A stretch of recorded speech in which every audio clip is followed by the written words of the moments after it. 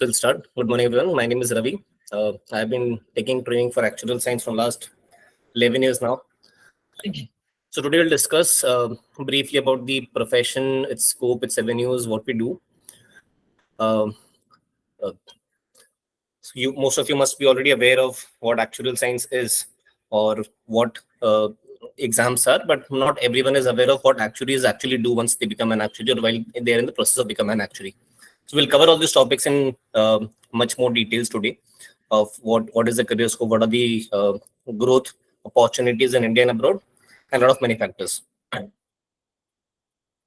I hope my screen is visible to all of you and my audio is also clear. You can, there is a chat box is open. You can always put in your message if you have any question, any queries. You can just put it in the chat box. I'll answer them one by one. You can even switch on your mic and ask me any question once I ask you to do so. So after every section, I'll allow you to put some questions and I'll answer them. So it can be a one-to-one interactive session as well.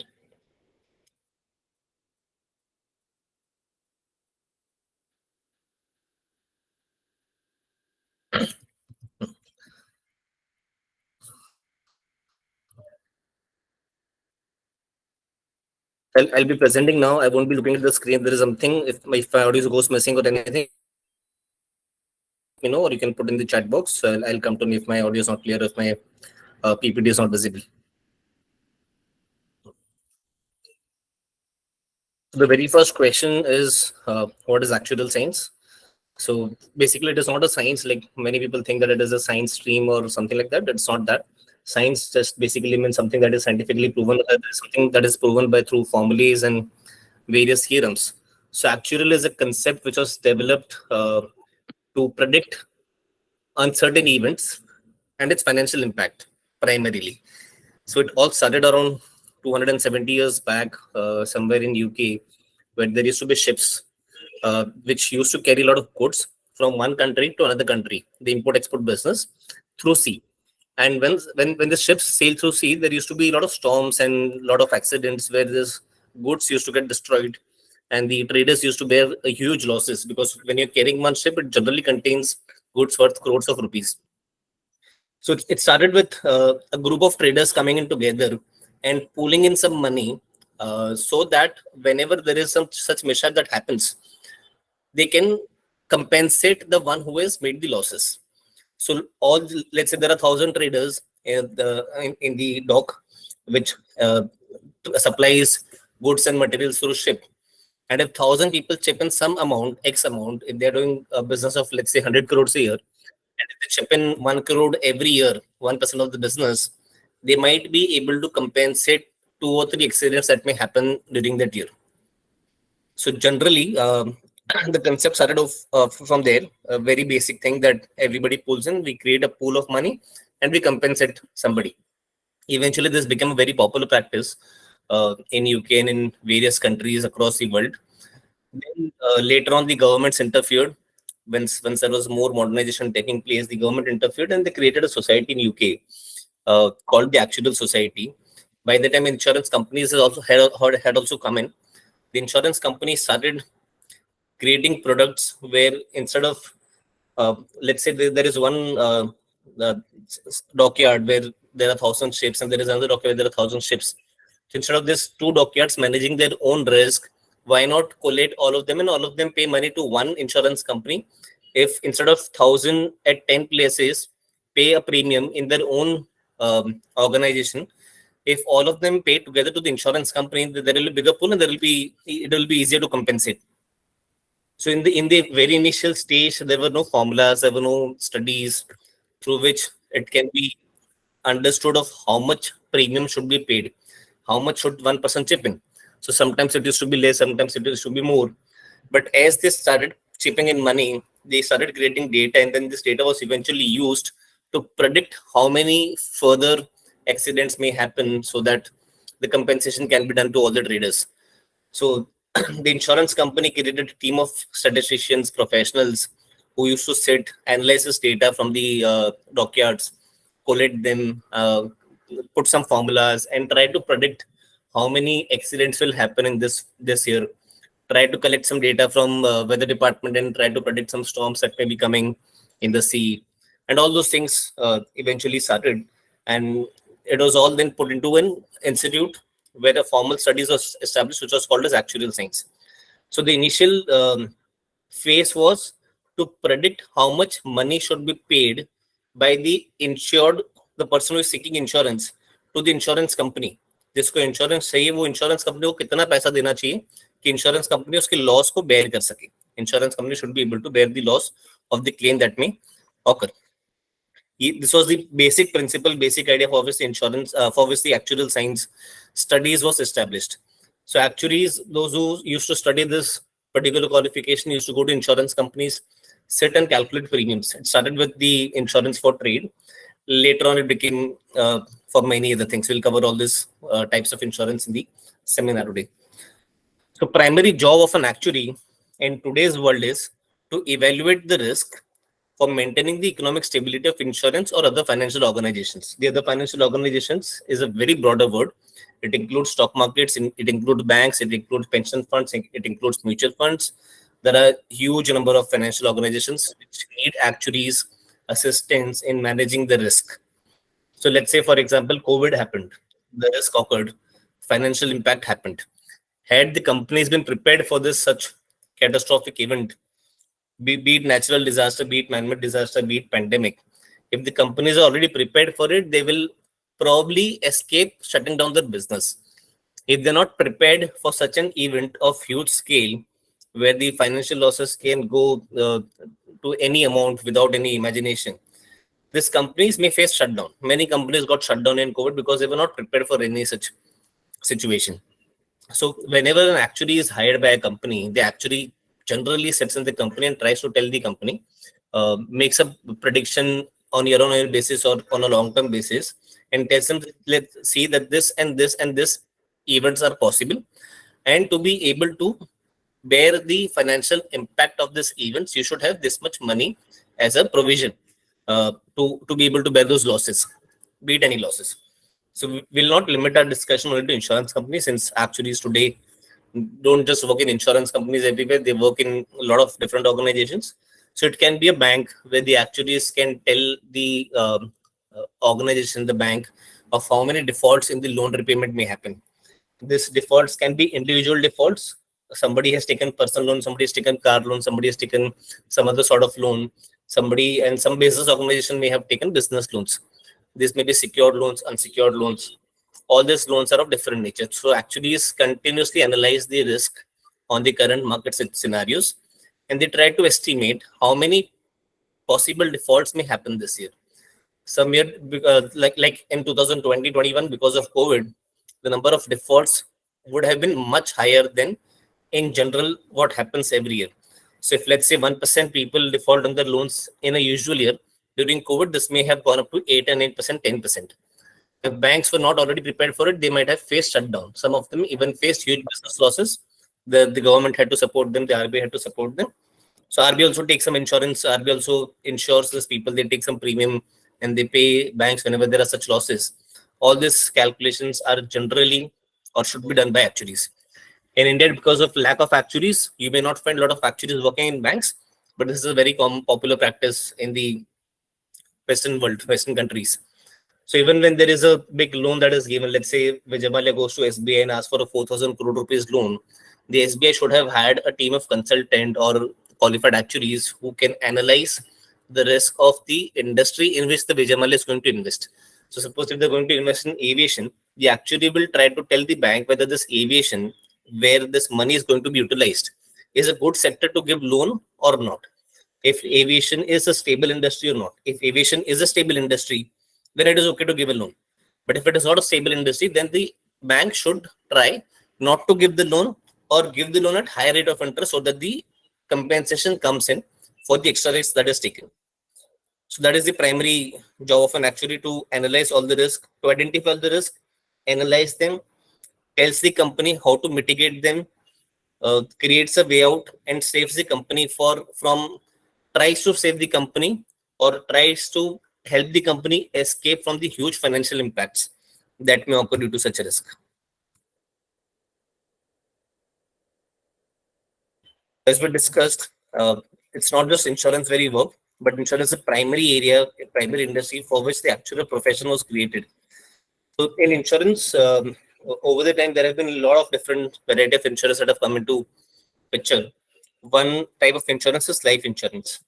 In life insurance, so there are two type of insurance. One is based on the human life, like some compensation will be paid by the insurance company to the family when somebody dies in the family.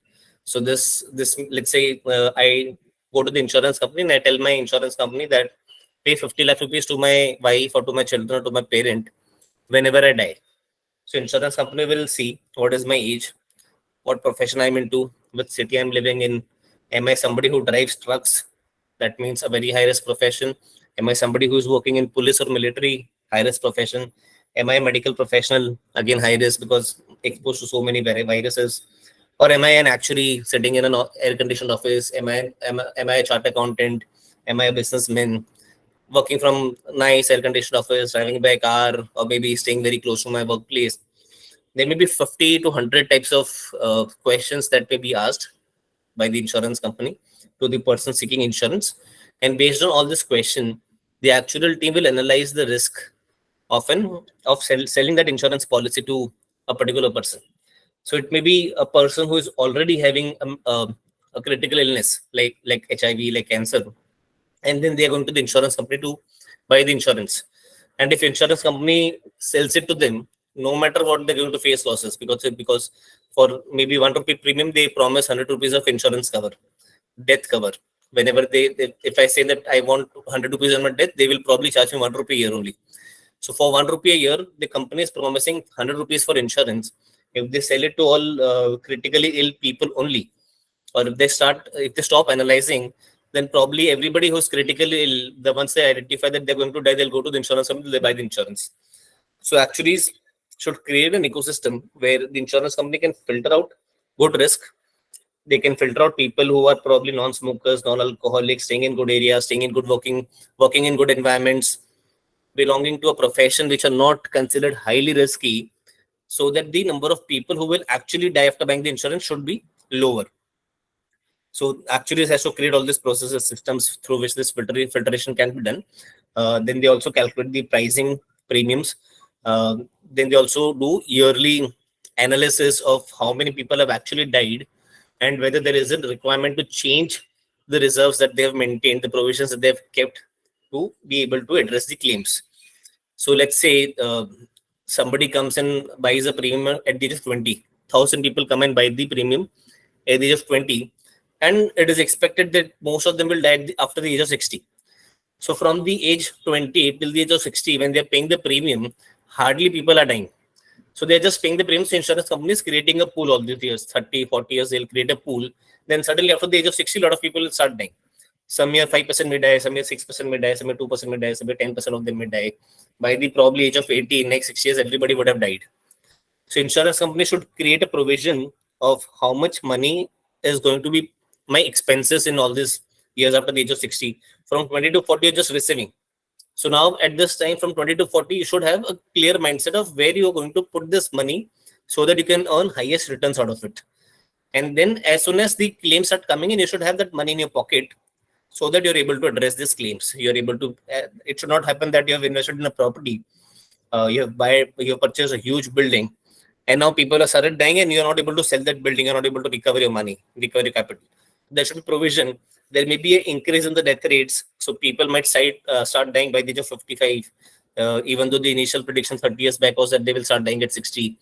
So yearly actuaries will keep on analyzing what is the change in mortalities for future policies as well, and for the previous policies sold as well, because if the mortality changes, it will also affect my claims of the previous policies that I've already sold. Likewise, the another type of insurance and life insurance is health insurance, very good paid only when you fall sick. So your hospital bills will be taken care of by the insurance company. That is called as health insurance. Now in life insurance, you have a fixed amount. I go to the insurance company and I decide how much is to be paid when I die. It can be 5 lakh, it can be 10 lakh, it can be 40 lakh, it can be 40 crores. But in case of hospitalization, it is not known in advance how much is going to be the hospital bill. So I generally go and tell the company that I want maximum 10 lakh compensation. I'll buy a maximum cap. but the actual claim can be 50,000 only, or it can be 10 lakh rupees also. So insurance company has got two challenges here. In life insurance, it was only to identify when the person is going to die. Once the person has died, the amount payable is fixed. There is no lot of brain required in how much amount is to be paid, because it doesn't depend on how the person died, be it natural death, be it accidental death, be it any sort of death. If the person has died, a fixed amount is payable. Health insurance, the actual amount payable depends on what sort of disease he was actually suffering with and what hospital he went into, what was the actual bill that has come, whether he was admitted in the general ward or whether he was admitted in the ICU, whether he was admitted in any other ward, maybe in VIP, say VIP room. So actual bill payable is unknown. So there in life insurance, there is only one unknown: how many claims will come, because you do not know how many people will die.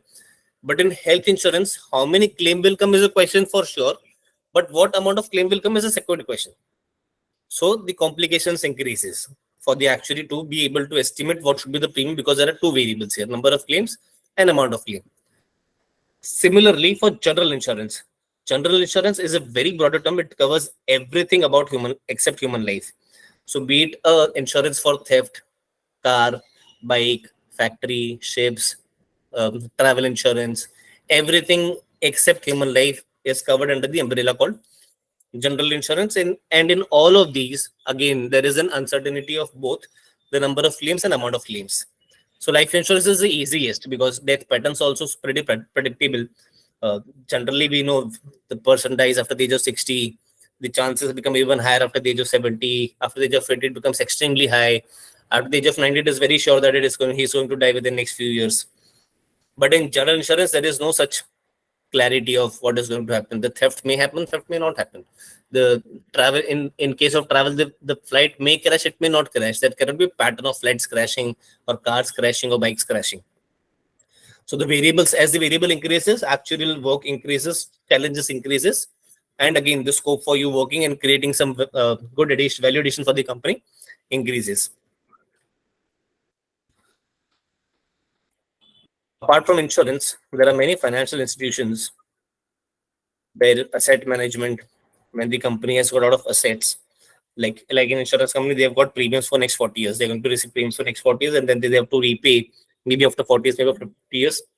So what sort of investments should you do? What sort of funds you should create? Which sector should the company invest in? So if you go and check LIC of India or any insurance company, they have some percentage of money invested in gold, some percentage of money invested in government bonds, other government companies. They'll buy shares of they'll buy shares of other banks, they'll buy shares of other public sector companies, pharmaceutical companies, consumer goods. So the aim of the insurance company, while working in sync with the actuary, should be to get the highest returns out of the assets that you're holding. Similarly, for liabilities are something that you have to pay. So your liability should not go very high, or it should not be out of your control. So when I sell an insurance policy as an insurance company, I create a liability for myself. Ki next 40 years you will pay me premium, but after that I'll pay you an amount back. They actually should be able to manage funds in a way that the liabilities are managed well. It should not happen that you've invested so much in the asset, or you've made so much losses in the asset that you're not able to manage your liabilities now. Mergers and acquisitions are where one company buys another company, or two companies merge to become one company. A lot of financial transactions take place in this case, and actually is a actually come very handy as professionals in dealing with these things. A lot of risk may increase, a lot of risk may reduce. Generally, some companies would merge only when they are able to create a lower risk of any sort of shutdown. So when two companies merge, they'll only merge for a common reason that the company becomes more stronger and the risk of the business reduces.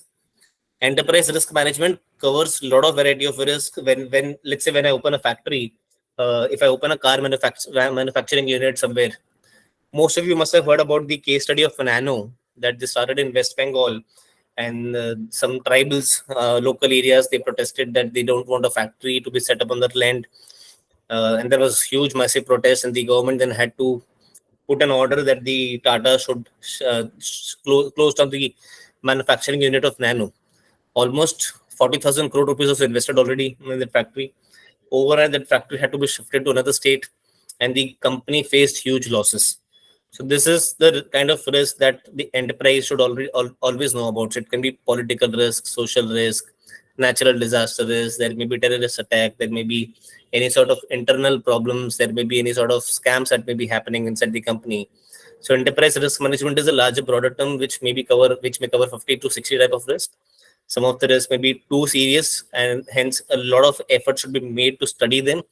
Some of the risks may not be very serious in nature, so a smaller studies or maybe ignoring them should be fine. But the companies decide which risk they actually want to study and be very clear about, and which risk they want to ignore and not put a lot of focus on, attention on.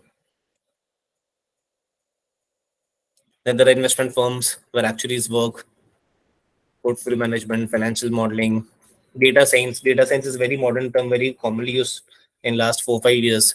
So actuaries are the first data scientists. Data science basically means being able to create or collect or analyze or extract some useful information out of the available data. When the data is collected, it is not usually in the best form which can be easily studied. So recreating the data or rearranging the data to be able, like creating graphs, charts, tables, where it is easy for you to understand what the data is trying to speak, and then doing some analysis, putting some formulas, cleansing the data, removing the useless data, putting a lot of efforts, you actually then draw a conclusion for the problem for which the conclusion you were seeking. So there may be a problem in head. There may be a question already. You may want to study the accidental rates of a particular car, and then you will collect the data of that car. You'll cleanse the data. You'll make it suitable for use, and then you will try to extract the information about the accidental pattern or anything of a particular car, or it can be anything. It can be for marketing. It can be for understanding warranties of the products. It can be for understanding any sort of accidents. It can be for anything, theft predictions, or uh, eh, even the prediction for what is the probability of your train tickets will get confirmed when you book through IRCTC for a reservation where it is in the waiting list. So data can be used to predict a lot of things, and being able to analyze the data and predicting and create extracting some information out of it is called data science. So actuaries are the first data scientists in the world. We have been doing data science since last 200 years. The modern world started doing it now. So you were doing it even when there was no Excel, when there was no Python. Actuaries were still using mathematical skills, collecting data physically on paper and creating information and extracting information out of it. So we are the first data scientist. The data science is a very smaller term as compared to actuarial science. Actuarial science is basically uh, we have a particular aim where like we know that we want to calculate premiums, and for that premiums, one of the smaller part is data science, where you analyze the data and create extract information out of it. Now apart from extracting information from the data, there may be a lot of legal things that has to be considered. There may be a lot of IIDA norms that has to be considered. There may be a demand supply constraint where the data says that the insurance premium should be 10,000 rupees a year, but you know that in India, not many people will be able to afford 10,000 rupees a year. So you cannot run insurance business if you charge 10,000 rupees a year premium. So maybe you have to come down. But then, so actuaries has to put his brain and analyze and create a whole ecosystem out of for which data science is one part, getting the information and putting that to use. But as a professional, you are accountable to a lot many factors apart from just creating the numbers and giving it to the government. Recently, not recently, 5 6 years back, it happened that one of the actually did some prediction of the policy or the claims that may come in that year, and his prediction was slightly inaccurate. Not slightly, probably there was a difference of around 400 crores in the actual claims, 400 or 4,000 crores in the actual claim that came in the company, and the estimate that was done by an actuary. So that actuary was suspended from his actual fellowship, his membership. There was a legal order passed there where he cannot work as an actuary anymore in any insurance company for next 4 years, because he gave a wrong prediction. Now, if there is a difference of 4,000 crores in the insurance claim prediction, and if the company is not holding that much money in its pocket, it might go bankrupt. And if the insurance company will go bankrupt, probably there have been thousands of other companies who have invested their money as an investor in the insurance company. They all they all will lose their capital, and these houses of companies can go bankrupt. They may lose a lot of employees in those companies may lose jobs. A lot of employees associated with the insurance company will lose jobs. A lot of taxes paid to the government will be lost. A lot of banks, where let's say the insurance company has deposited its 40,000 crores in a bank, the bank has given that money as a loan to somebody else. Now, the insurance company wants that 40,000 back, 40,000 crores back, but bank cannot get that money back from the somebody from to whom it has given loan, because there is a fixed schedule by which he will repay his loan. So these banks might go bankrupt, or there may be a financial problem because of such things. So one mistaken calculation of an actuary can lead to an economic disaster, especially when he's sitting in the insurance company or a bank and taking decisions over there and then making errors. So there is a lot more liability that comes on your head when you're a professional, be it a professional CA, chartered accountant, be it a professional lawyer, be it a professional doctor, be it a professional actuary. You have to abide by the rules and regulations set by the government. There are various acts through which we are governed. We have to be aware of all these things, and there is a big ecosystem apart from just extracting numbers from the data in which we work.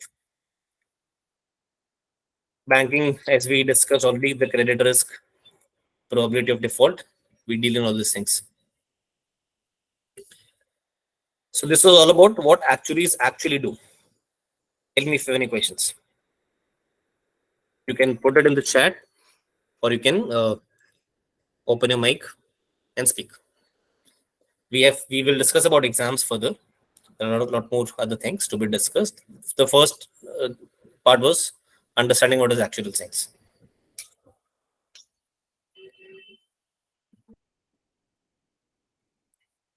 Any questions?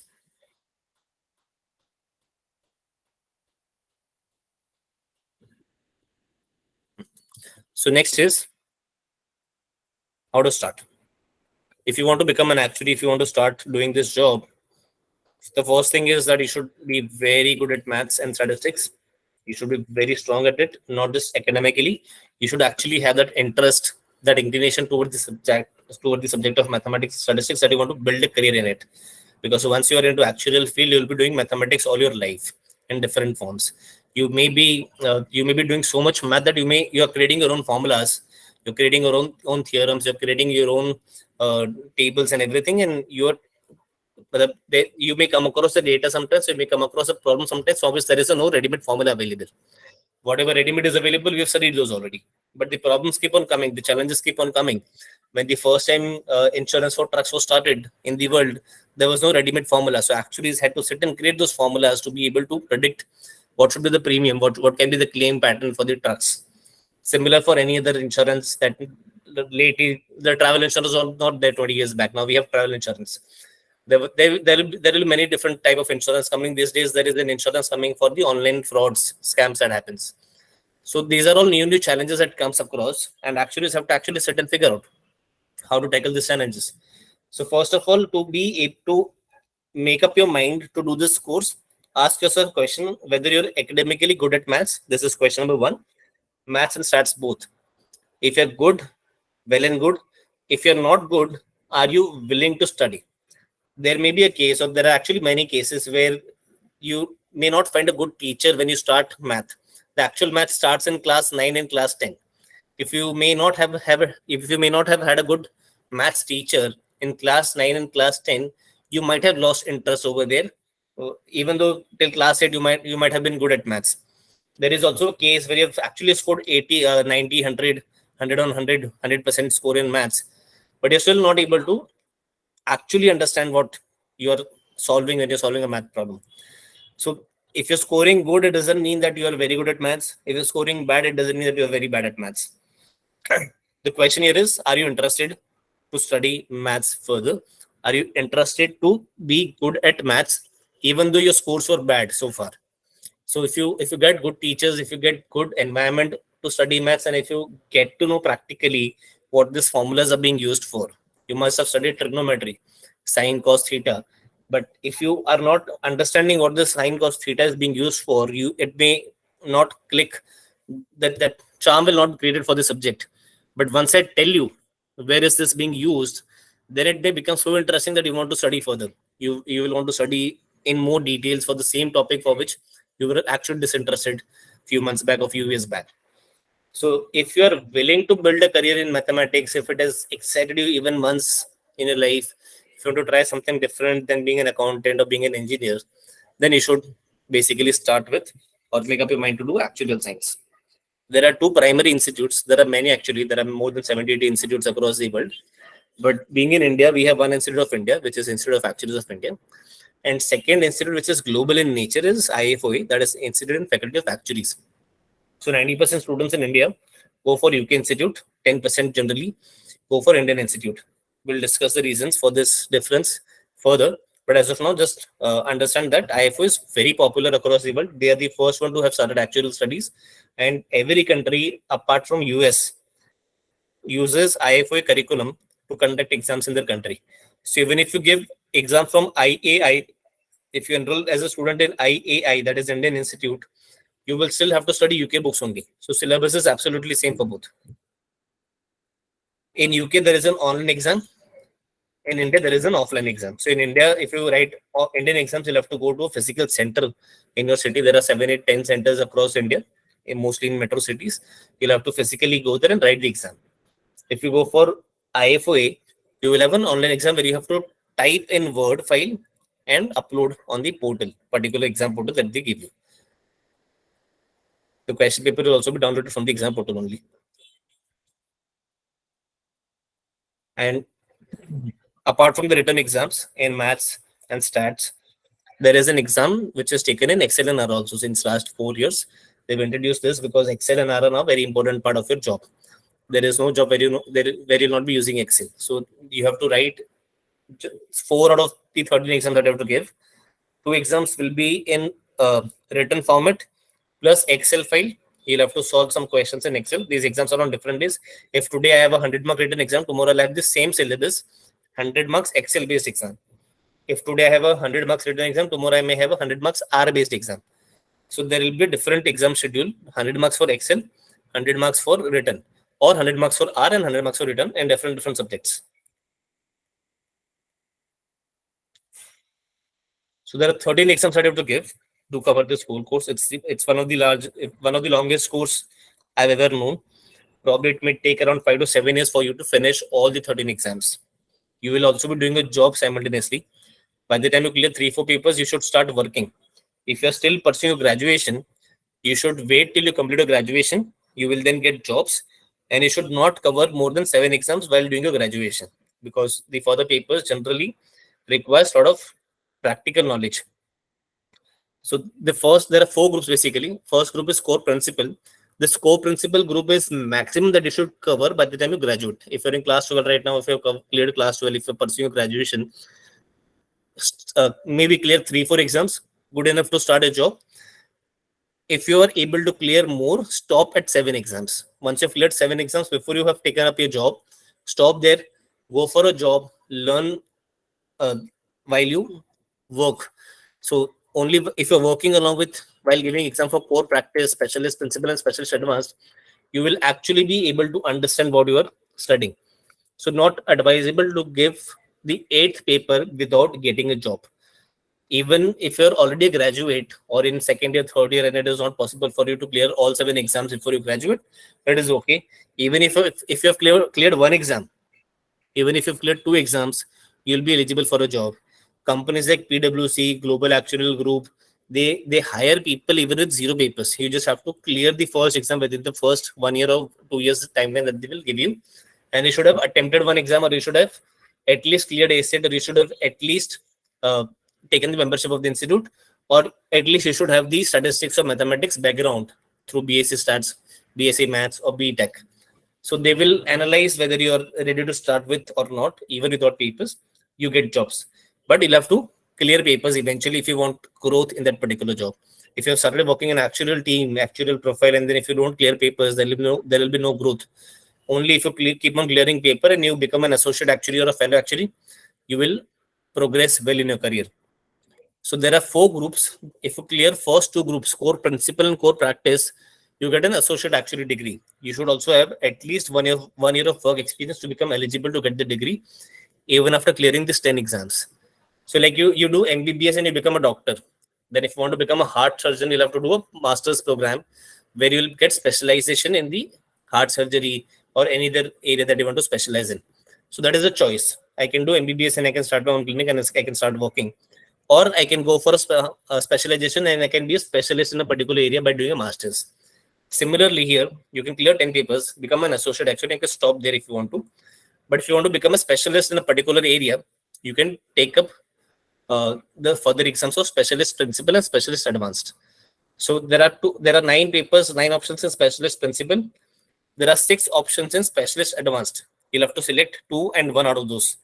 If you clear 10 papers of associate and 3 papers of fellow, you will finally get a fellowship degree. You will be called as fellow member of Institute of Actuaries of India or Institute Faculty of Actuaries UK. Once you become fellow of UK, you are globally allowed to work anywhere wherever you want to work in any country. Once you become a fellow of India, you are allowed to work in India, but you can claim the UK fellowship also based on Indian fellowship, and then you can work. Either way, it is okay.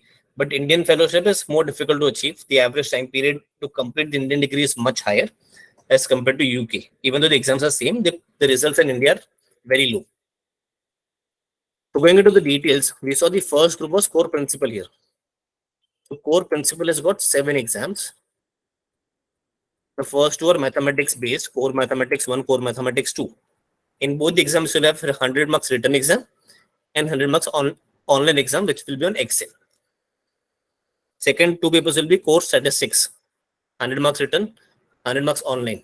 When you're doing mathematics, you will actually be studying all the mathematics practically applied in insurance company, stock markets, financial institutions, mutual funds, pensions, everything. So all this practically things get covered. It won't be just applying formulas and getting the answers. There won't be formula based things, but you'll have to create a lot of formulas. So you actually get a formula book to carry in your exam. You can actually carry the formula book in your exam hall, 150, 200 pages book, which has got all the formulas in it. Your task here is to understand which formula is applicable where. There may be 10 different formulas that are suitable to one particular question, but which is the best, most accurate one? Understanding that, applying the techniques and skills and knowledge is what you have to study here. CB1, CB2, CB3 are commerce-based exams. One is economics, one is management, one is accounting. So these are very basic theoretical exams, mostly multiple choice question based. The first 4 exams are pretty difficult to crack. The passing percentage is around 40 to 50% in UK, 10 to 15% in India. If you are able to crack these 4 exams, the rest of the exams won't be a challenge. Most of the people get stuck in one of these 4 exams, or some of them are not even able to clear one exam. Those who just jump into the profession without having that clarity of the course or having that keenness to pursue this hardship of this course. So honestly, one of the most difficult courses that you'll come across. Difficult does not mean that you'll have to study for 12 hours a day. You'll have to study for 6 months. No, you will have to study maybe 2 hours, 2.5 hours every day for, let's say, 4 months to prepare for one exam.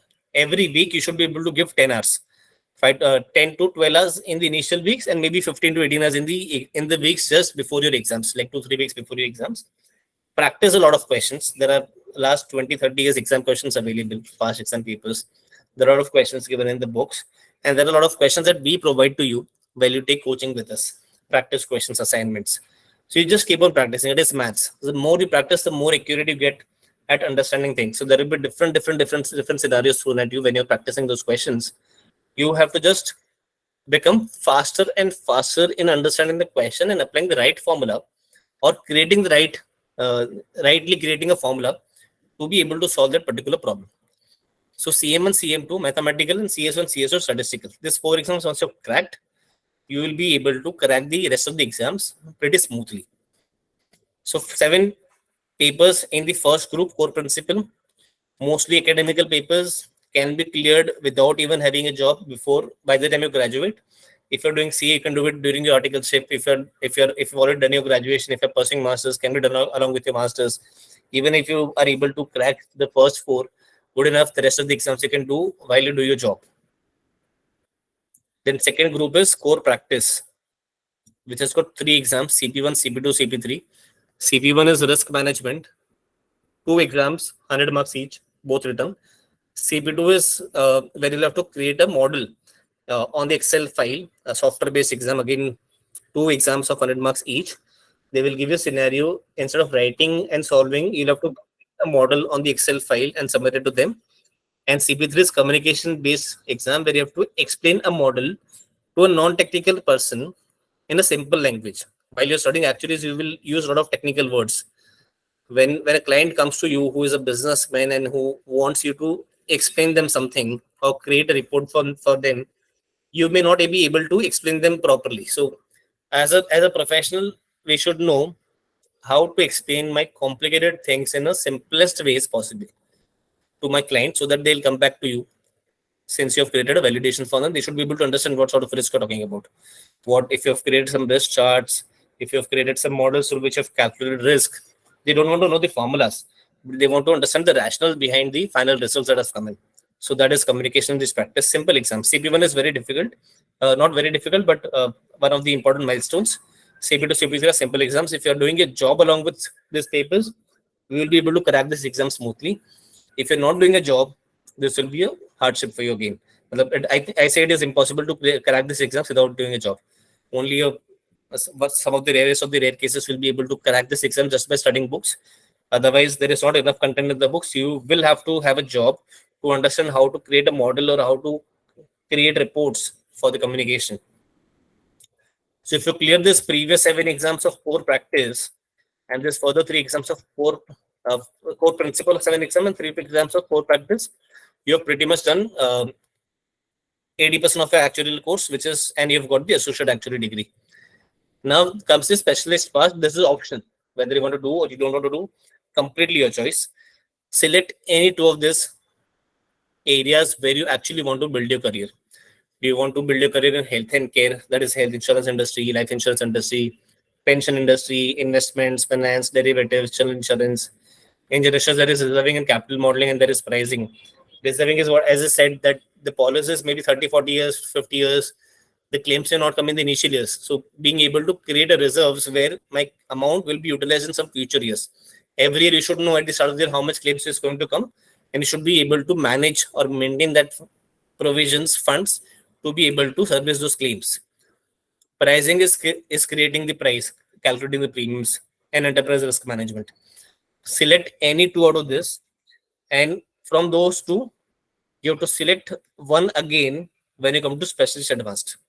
So let's say if you have taken investment and life insurance in the uh, specialist principle SP2 and SP5, you may have taken. So when you come to specialist advanced, you have life insurance option here and investment and finance option here, SC2, SC7. You can select any one out of this. The one that you select, and suppose if you select life insurance, you get the signing authority of life insurance companies, life insurance reports only. You cannot then work in health and care. Or maybe you can work, but you cannot sign the reports as a qualified professional. So you'll have to just do a regular job as a regular person. You will not have the signing authority. And only one who has the signing authority has got the highest advantages in terms of career, highest growth in terms of career, because once you sign the report, you as we discussed, as a professional, there are a lot of laws, rules and regulation under which we have to work. So you sign a report which turns out to be fake or false or mistaken, erroneous. You are the one liable for it. You will be the one who is going to answer the courts, government, and everybody else that how could you create a false report and how could you authorize a false report. So somebody who signs take the highest amount of risk on his head and hence is rewarded highest. So signing authority is very important. The one who has got the signing authority has achieved the highest level in his career, and you can have the signing authority in only that industry for which you have cleared the SE exam. If you've cleared general insurance, you can sign only in general insurance. If you've cleared pension, you have to sign only in pension. If you've cleared investment finance, you can sign only over there. So you have to be very specific which one you want to take. You will have your own answer. I will not be able to answer you which should be the ideal city that you should take. By the time you clear first 4 exams of 4 principal papers, by the time you get a job, and then by the time you reach SASP level, by the time you clear 10 exams, you will have answer for yourself whether you want to work in life insurance, general insurance, pensions, investment finance, or health and care. It's something you will develop, the interest that you will develop for yourself. Any questions over? So there are 2 questions I can say. If somebody If someone working in life insurance but not pass all exam, what kind of actual activities can they perform? What are the daily actual activities in the life insurance company as an analyst? So analyst is the very basic level job where you start analyzing the data, which is going to be further used for doing predictions, claims predictions, pricing. So primarily there are two areas of work in insurance companies, which are major, covers 80% of it. One is pricing of the policies, how much money should we charge to a particular person uh, to be able to sell that insurance. And second is creating reserves. How much money should be kept as a reserve to be able to pay the claims, and the rest of the money can be used in as investments for doing investments. So as an actuary, you will have to select either pricing team or reserving team. Primarily, there are many other teams also, which uh, some teams check shareholder reporting, some teams check profitability, some teams check compliances, which are small. Pricing reserving is a bigger team. Once you get into the insurance company, you may have an opportunity to work with different teams, and then you will make up your mind again yourself on which teams or which area of work is more interesting for you, and you will actually start working over there eventually. You may start with pricing, but you may end up in reserving. So you have to decide by the time you start. When you will be very young, when you start working in the first 3 years or 2 years of your career, you'll have to figure out which industry and which team, which portfolio you want to actually build a career in. And even if you have not passed all the exam, again, I would say that the career growth will will stop at a point. So you start with, let's say, analyst level with 6 lakh rupees salary. There may be a person working in the same company in the actual team from last 15 years, 15 years. But maybe he started at, let's say, 2 papers, 3 exams. So far, he has not cleared all the papers. Maybe he's stuck at 5, 6, and he has stopped giving exams. His salary, even after 15 years of job, will be maybe 15 to 18 lakh rupees. But somebody who is much younger, let's say you start, I'm assuming that you're 18 years right now. You start actual science right now, you'll be associate by the time you're 23. You'll be qualified actually by the time you're 26, 27. By the time you're 26, 27, you'll have maybe 5 years of work experience. And you become a qualified, actually, your salary will be 50 lakh rupees. So somebody who's working from last 15 years knows much more than you practically. While working in that company, he is aware of everything in that company. He is aware of every formula that has to be put. He's just not able to pass exams. But he knows the practical work.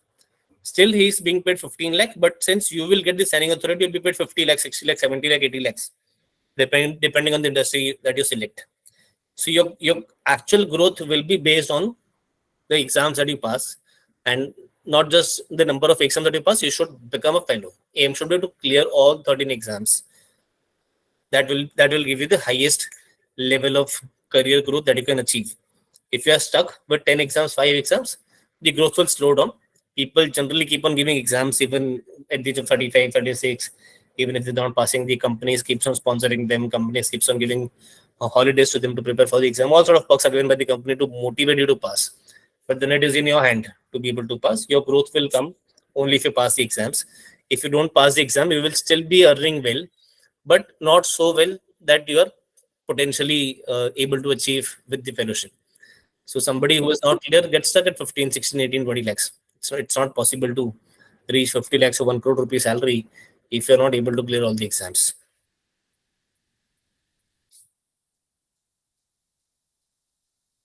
Aryan is asking, we can't do job if you've cleared more than 2 papers, 2 exams, and haven't completed a basic degree. Uh, some companies might give you internship without a graduation, but it is very rare. So don't even try to find a job before completing a degree.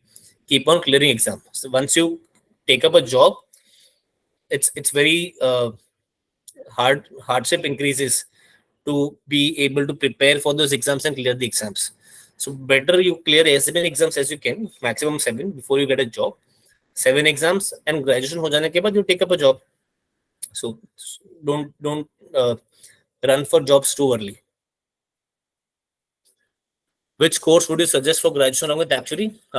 So the best possible thing that you can do for yourself is computer science engineering, because a lot of actual work involves coding these days. It is not mandatory, but you get growth very fast if you know coding very well. And if you do BTech in computer science along with Actuarial and BTech also from a reputed college, then nothing like it. You will get a maybe double the average packages for the fresher also, and you will be getting double the average package of a qualified actuary also. So BTech with computer science and actuarial is the ideal combination, but very difficult to achieve. Second option could be any course which is primarily in statistics, mathematics, or economics. Bachelor's of BSc in economics, BSc statistics, BSc mathematics. If you could take one of them, uh, great. If not, then the last option is normal commerce, do become. So if you're in Mumbai or if you are in Pune, there are colleges like NMIMS, Symbiosis, which offers courses like bachelor's in BSc statistics, BSc finance, even for commerce students. If it is proper old university like Mumbai University DGU, they have 12th compulsory mandatory that you should have science in 12th to be able to apply for BSc courses. But in some private universities, even MIT, I guess, they have BSc finance, BSc economics, BSc statistics courses, and these are very good courses along with actual science. So you can consider them depending on your background. You will have to figure out which state, which city you're living in, what are the nearest options available.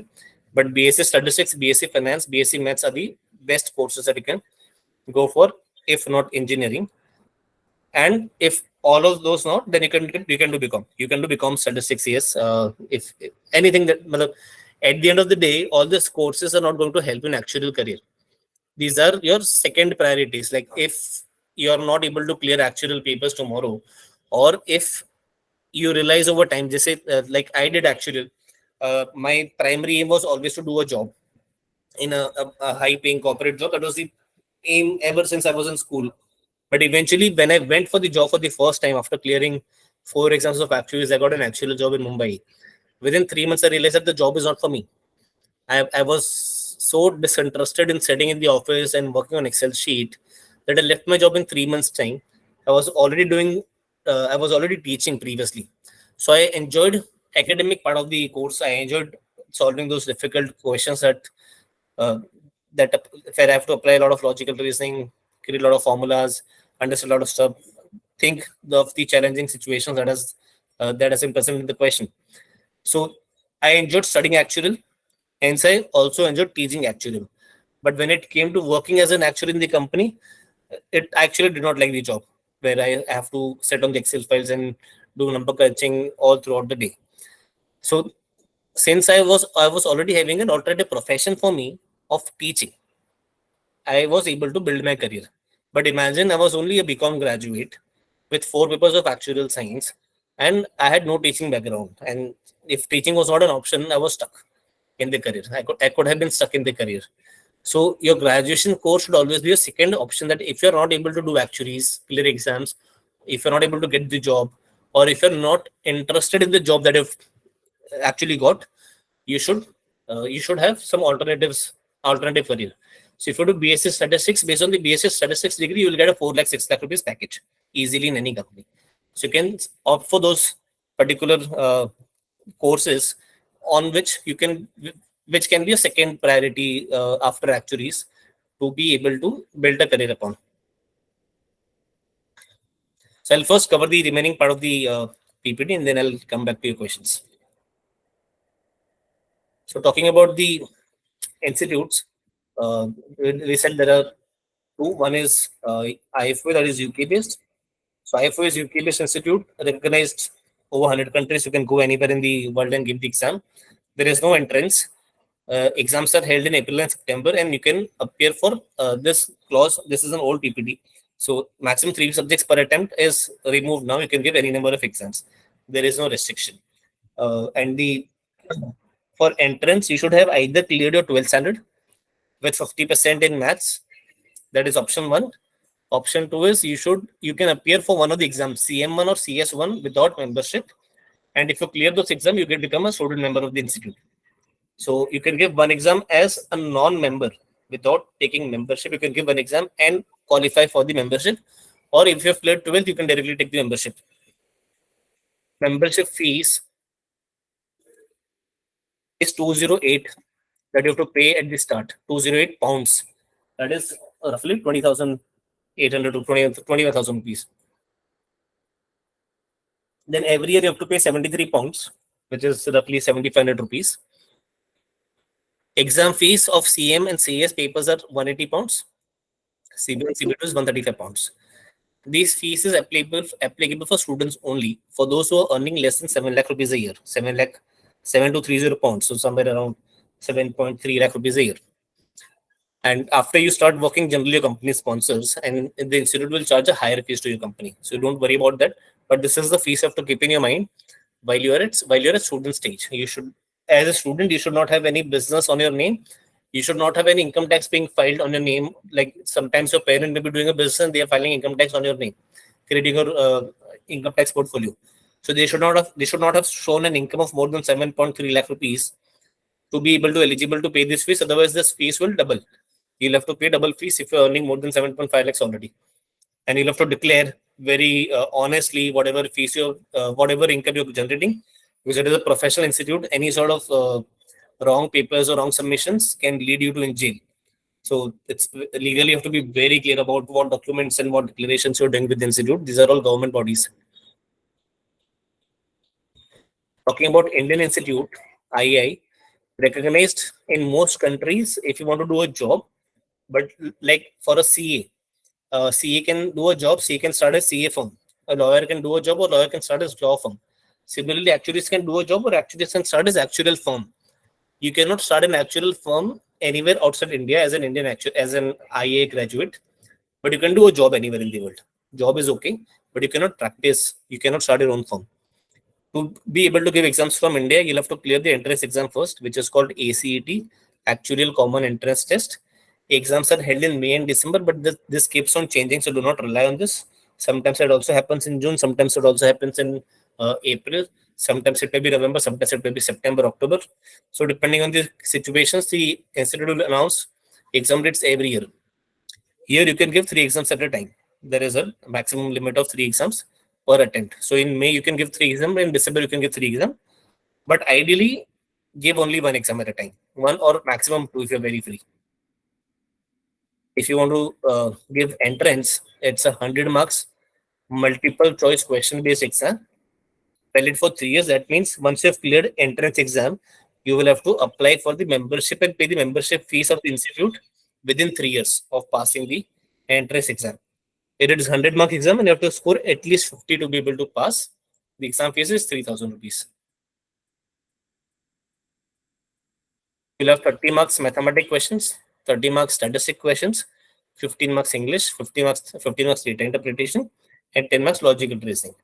And you don't have to pass individually in any subject. The overall marks that you score should be more than 50 marks. So you have to pay, once you clear ASET, you'll have to pay 4,000 rupees to become member. Then every year you have to pay 2,000 rupees, that is your renewal membership renewal fees. Exam fees is 5,000 per subject for CM and CS papers. CB1, CB2 is 3,000 per subject. And you have to compulsorily buy the book from the institute. Like if you're giving exam from UK, you don't have to purchase any book from the institute. But if you're giving exam from India, you will have to compulsorily pay for the book as well. Even if you have the book from your brother, friends, or anyone previously, you will still have to pay for it. It is compulsory, without which you cannot even appear for the exams. So these are the the fees for purchasing the books. CM1, CS1, CM2, CS2, CB1, CB2. An actuarial table is a formula book which is mandatory for all. You have to have that formula book because it is mandatory, or it is necessary to carry that in the exam hall, because it has got a lot of formulas in it and you cannot practically remember all those formulas for the exam. That's it. So I'll come back to questions now. Become honor statistics, a good option if you want to go for it.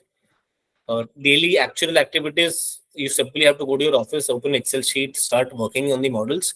Some people create models, some people work on models, some people do shareholder reporting, create reports. So it depends on which company you're working in and which team you're working in.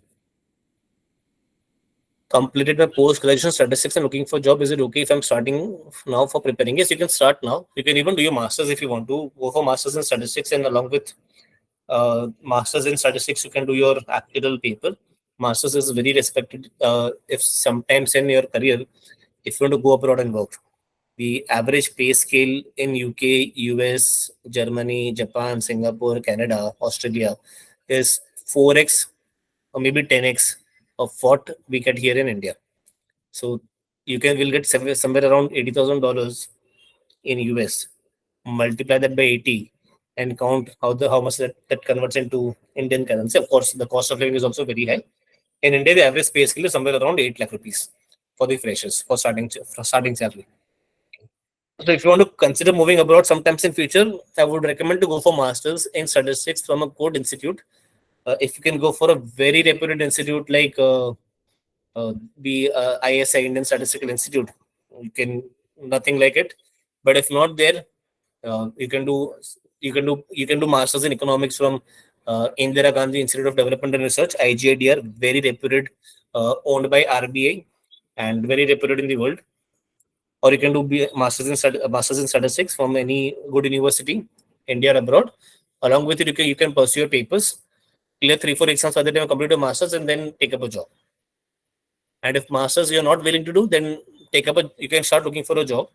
PwC hires without papers. There are many companies which hires without papers. You can even apply for actual job right now while preparing for the exams. You don't have to pass exams compulsorily for applying for jobs. But you'll not get growth if you don't pass. So these companies will have criteria that if you have joined with zero papers, you will have to clear first exam at least in 2 years. So financial aid we already discussed in the PPT. You will get a reduced fees from the institute if you are having less than 7.5 lakh rupees annual salary for UK. In India, it's if your average family income is less than 3 lakh rupees a year. India also supports the fees that I've discussed are regular fees. Generally, nobody applies for the financial aid from the Indian state because it is very difficult. Indian government processes to be able to apply for scholarship. And if you need some financial aid in the coaching, then you'll have to connect me personally, and we'll discuss it one to one of on how we can help you if you're not able to afford the coaching fees, but if you want to take up the coaching with us. Obviously, I already answered the question, I guess. I would recommend to go for masters along with clearing some more exams and then take up a job if possible. If not, if you're not willing to do masters at all, then it is your choice. I've not done masters because I was not looking for a job anyways.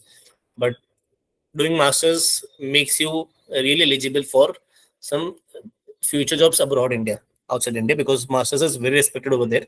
In India, the masters do not hold so much of value, but you will always have to keep that option open because in actual you'll get a lot of invitations. Actuaries is something which is like in India, we have only 480 or less than 500 people who are actually qualified actuaries, who have completed all 13 exams. Outside India, there are much more, but the still numbers and demand are much higher. So eventually, once you start working in your career within next 5 to 6 years, you will definitely get an opportunity where you can go abroad, maybe for 2 years, maybe for 10 years, maybe for 20 years, maybe for lifetime, make up some good money, then come back or stay there forever. Because every company requires more actuaries, and since Indians are good in English and they're okay with even lower pay skills as compared to the local citizens, they invite us to go and work there. Even we are good at maths as compared to the most of the country's students, so we perform better. So always keep that option open. I would definitely recommend to go for masters if you're willing to go for it. Samyak is asking, I examination is pen paper format or MS Word? So 100 marks pen paper, 100 marks Excel or R. So written exam is pen paper. The practical exam is on Excel or R, which will be computer based, which you still have to go to the institute and write on their computers. If it is UK exam, IFA, it is 100 marks pen paper format will convert to Word file, and Excel will be Excel only, but you have to write it from your home.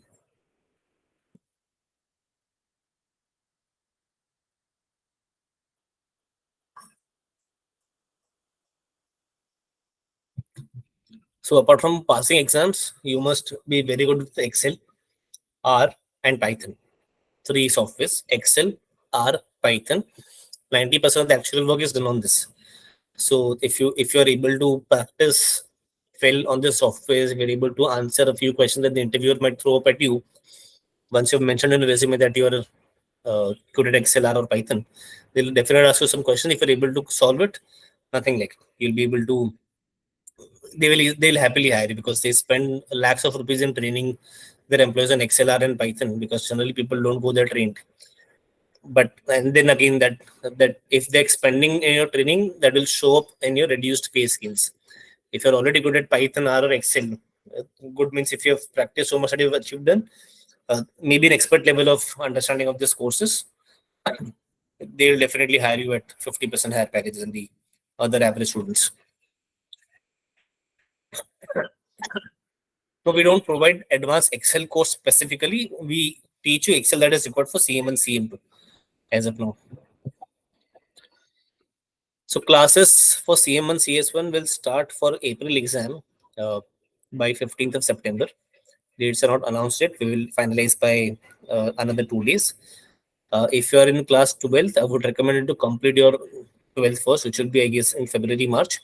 You can appear for September 2024 exam, for which the classes will start in May, month of May. At the start itself, first week of May, we will start the classes for the September 2024 examination. So if you're in 12th right now, don't disturb your 12th studies for this course. Even though you're eligible to write the exam, but don't go for it. Even if somebody recommends you to complete your 12th, then start preparation for CM1 if you're commerce and CS1 if you're science student.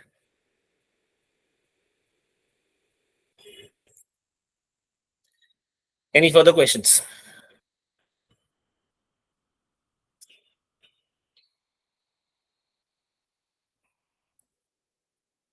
I've posted my manager's number, Deepak's number in the chat. If you want to meet me personally or if you want to have another one-to-one call or something, you can connect with Deepak, fix a schedule, and we will be able to discuss. If you want any information about coaching or fees or anything else, he'll be able to guide you. He's also a counselor. If you have any questions, also he'll be able to solve it. Tajpia, we provide advanced Excel and R only that is relevant for CS1, CS2, CM1, CM2. We don't have a dedicated Excel or R course for that. There are many free courses on YouTube. You actually don't need to pay anyone to study advanced Excel or R. There you'll find n number of videos on YouTube. If not, there are n number of courses on various online coaching services like an academy, or you'll find many such uh, Coursera, many such courses like for 300, 400 rupees. At present, what is the demand supply situation like for India for actually? So good question. So before lockdown, there was a case where the number of actual students were going steeply higher, and actual jobs are not increasing the same speed. So there were people who were always more in supply. If there are maybe 100 fresher jobs, you will have 150 students looking for a fresher's job. For experienced people, there will never be a scenario where the demand is less than the supply of qualified actuaries. The demand is 10x of what the supply is when it comes to a person with 5 years of experience. But when I talk about freshers, the question which is relevant for you, uh, currently the demand is more than the supply as of today, because since 2019, the new syllabus came.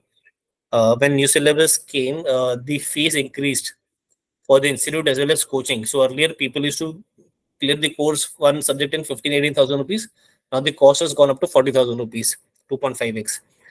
From 100 marks paper, this has become 200 marks exam. The course has become almost 3x of what it was previously, and then lockdown happened. So suddenly there was a sharp decline in the people pursuing this career. Earlier, we also used to have a lot of seminars, a lot of other classes used to have a lot of seminars in a lot of colleges, and there used to be good marketing activities around this course from 2017, 18, 19 till 20. As soon as lockdown happened, there were no marketing seminars or anything. So people were not getting awareness of this course. There were no counseling sessions. So number have come down steeply. As of today, if I had 100 students in studying at S.MONK in 2019, today we have only 20. So there is 80% reduction in number of students also. But the number of jobs have not reduced. In fact, they've increased sharply after lockdown, because since work from home become culture has become very common now, many and many more actual jobs are being outsourced to India from other countries. So now, if there is a demand for 100 freshers, the supply is only 30 or 40 as of today. So there is huge huge demand for actual freshers as well. Like right now, I have so many vacancies with me, but I don't have students. All of my students who graduated in April, they've already got the jobs. Those who have graduated 2 3 exams. So demand is definitely there. Don't worry about it. It's 5x or 10x more than what the supply is right now, even for the fresh level.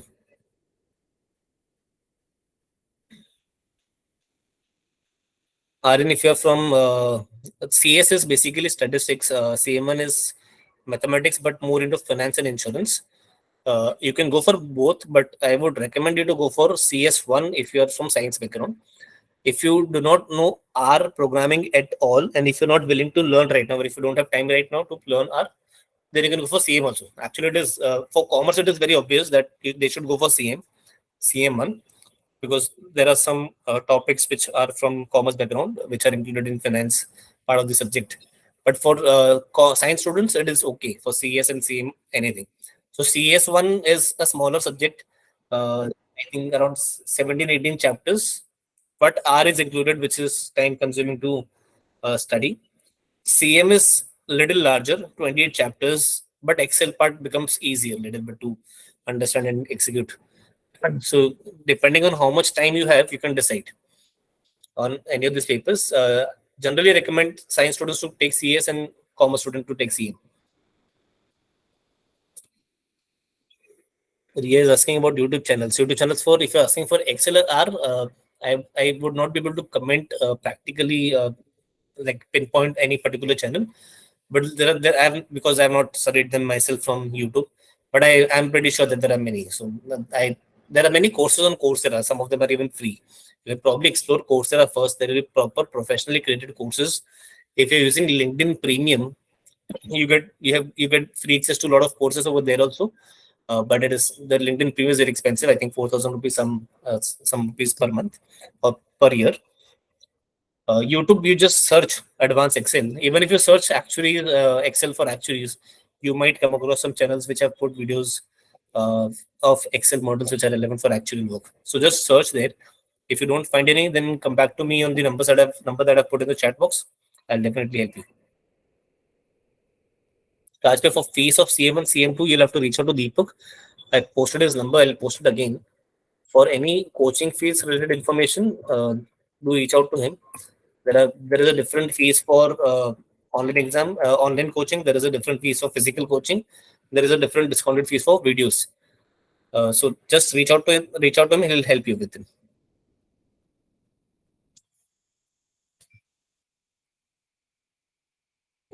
What we should expect our CTC at the fresher level if cleared CS1, CS2, CS1. So irrespective of the papers that if cleared, the starting package is generally minimum. Let's say it's 6 lakh rupees in proper good companies, maybe MNCs, maybe insurance companies. If you go for actual firm, like there is a CA firm, law firm, there is actual firm also, which is a small company run by an individual actuary. Over there, the salary may be 4 to 5 lakh rupees. But if you go for big proper country level or international level MNC level company, it will start from 6 lakh rupees, but it can go up to 12 lakh rupees also if you suppose have IIT background, or if you have done BTech computer science, if you have some relevant, if you've done CA along with it, it can even go higher. But as a normal person with basic graduation in these three papers, you can expect somewhere between 6 to 8 lakh rupees.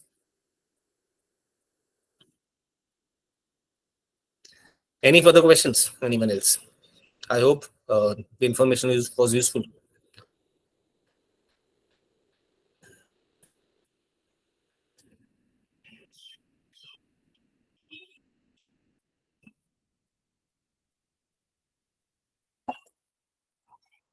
Do you have any further questions?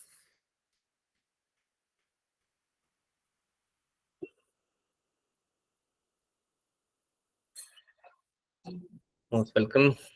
If you're in Mumbai and if you want to meet one to one, I generally be at Philipparle office. We have a classroom over there. You can come and meet. If you have any further questions, any further discussion that you want to do one to one, if you want to have a telephonic call or anything of that sort, to reach out to Deepak. He'll connect you with me through WhatsApp or through call or through another Google Meet session. If you've already done a few papers, if you're looking for a job, again, reach out to Deepak. He'll help you with vacancies. There are a lot of vacancies that we have where we are looking for people to apply. Even with zero papers, if you completed your graduation, some of the vacancies might still be eligible. You may be still eligible for some of those vacancies. So stay in touch. Good. So if you have no further questions, feel free to disconnect the call. I'll wait for another few minutes to see if anyone is coming up with any questions. Most welcome. Glad you all find it helpful.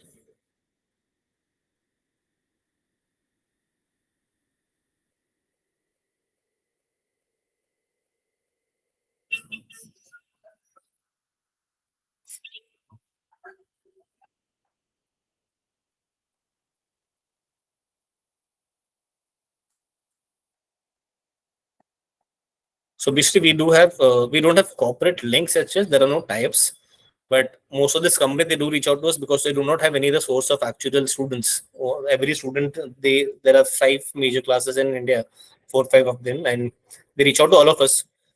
Some of them may have a specific preference, but we have connect with since we are teaching from last 10 years. So I have students in almost every company. So wherever there is a vacancy, they reach out to us. We help them with the resumes. The only thing that we do is provide resume. We do not help with the interviews as such by giving any favors. I cannot assure you that just because you're a student at S.MONK, you'll get preference in a particular company. Interviews you'll have to clear on your own. My job is to get you seated at the interview seat, get your resume, send your resume to the company, help you with the reference, and that's it. The rest you'll have to manage. We do not have any sort of arrangements, commission arrangements, or any sort of tie-ups with this institute corporate types. No, it's just simple service that we help filter out. If they tell us they want a commerce student or statistics student with three exams, we filter out resumes accordingly and we'll send it to them. That's it. Our work is over. Then they'll connect with you. They'll take your interviews and then they'll only do all the negotiation. And we come to know through you whether you've got selected or not. With chat GPT and AI, can the future of actual science be diminished? No, nothing to do with. Like AI is helping make our job easier and more accurate. Chat GPT has nothing to do with actual work. But AI definitely, a lot of the formulas which we used to manually create, a lot of the data where we had to put a lot of efforts to study them, it has become much more easier to analyze those data. So maybe if there was a requirement of team of 10 to analyze the data, some useless jobs where you have to just sit and do some filtering, where they did not even used to hire, they used to hire some regular graduates who has done BSc statistics from some small town, small universities, uh, not from a reputed college. They used to hire such very basic people at 15, 80,000 salary. They used to just sit and do the data cleansing and all. This all becomes very easy with the help of AI. So some jobs may go, but just like CA is a necessity, lawyer is a necessity, even though AI can tell you whether the person is criminal or not or based on the records, but you still need a lawyer in the court because it is a profession, it is a legal requirement to have a lawyer when you're fighting a case in the court. Similarly, it is a legal requirement for insurance company to have an actuary, only a report signed by an actuary, completely verified by an actuary sitting in the corporate office and actually sitting in the government office also. All these reports go to IRDA, which is Insurance and Regulatory Development Authority of India. There is an actual team over there also. This actually verifies, that actually verifies. Once that actually approves, only then these policies get published and they're put open for sale. So actuaries being a profession, it is a legal requirement for the companies to have actuaries. Uh, the job of actuaries has been made simple and accurate with the help of AI. It can never be eliminated. Never.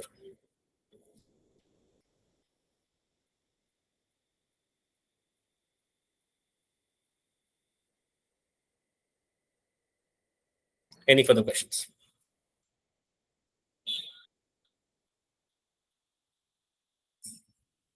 Most welcome.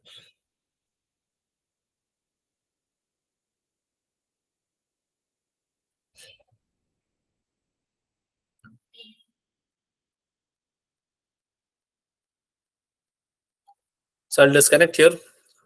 Nice talking to all of you. If you have any questions, I've put my number already. Feel free to connect anytime. If you've got any questions, any queries, any help that you need with coaching, exams, jobs, anything, feel free to connect.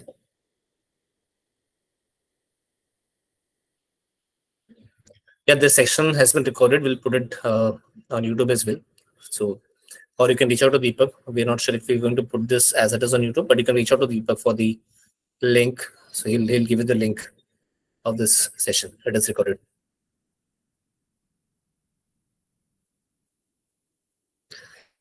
Okay, then goodbye. Thank you for joining.